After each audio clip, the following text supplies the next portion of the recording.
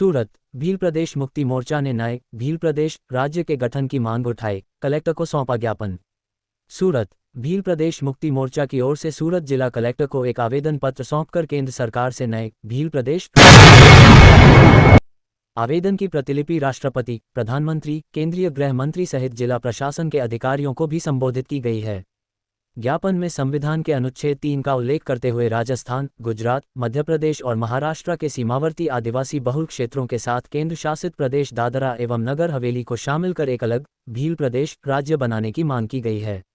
आवेदन में कहा गया है कि भील सहित अन्य आदिवासी समुदाय भारतीय उपमहाद्वीप के प्राचीन निवासियों में शामिल हैं और उनकी सांस्कृतिक विरासत, पहचान तथा प्राकृतिक संसाधनों की रक्षा के लिए अलग राज्य का गठन आवश्यक है।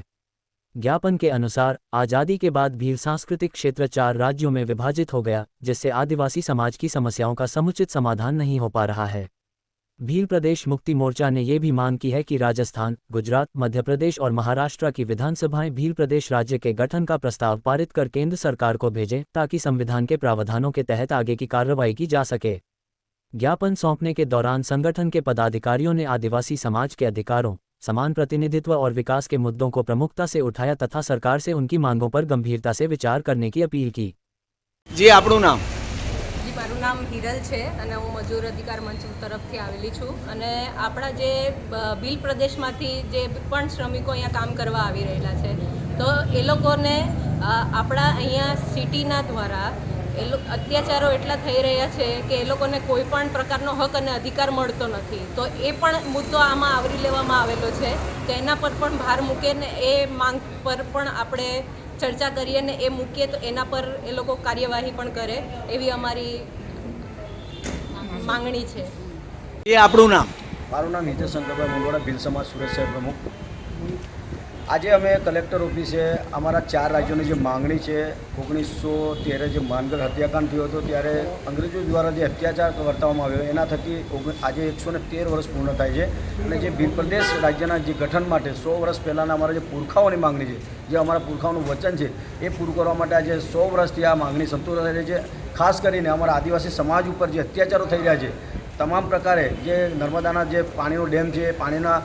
જે પાણી છે તે નજીકના વિસ્તારોના ગામડાઓમાં નથી મળી રહ્યું। બીજું કે ભીલ પ્રદેશ રાજ્ય એના માટે અમે માંગી રહ્યા છીએ કે આદિવાસી સમાજના જે પણ મજૂરી કરતા ભાઈઓ બહેનો છે એ મજૂરી કરતા અહીંયા કોઈ પણ રાજ્યમાં આવે છે ભારત દેશના, ત્યારે એમના પર ખૂબ પ્રકારનો અત્યાચાર કરવામાં આવે છે, એના માટે કોઈ પણ અવાજ નથી ઉઠાવી રહ્યું। એટલા માટે આજે ભીલ પ્રદેશ રાજ્યને અમે માંગણી કર્યા છે અને ભીલ પ્રદેશ રાજ્યની માંગણી એ માટે છે કે અનુચ્છેદ 13(3) ક મુજબ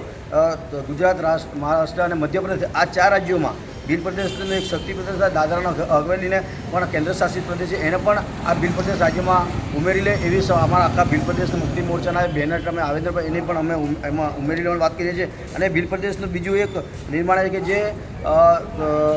બાંસવાડા જિલ્લામાં જે એક ગામ આવેલું છે જેનું નામ છે બાંસવાડા જિલ્લાનું છે ઘાટોલ તહેસીલમાં, જેમાં જે જમીનમાં સોનું નીકળે છે તે ત્યાં ગામના લોકોનો એક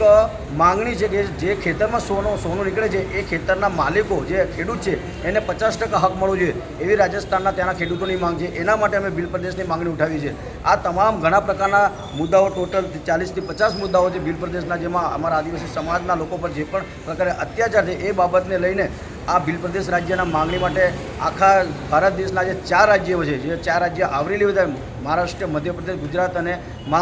રાજસ્થાન, આ 4 રાજ્યોના અમારા જેટલા પણ સંગઠનો છે,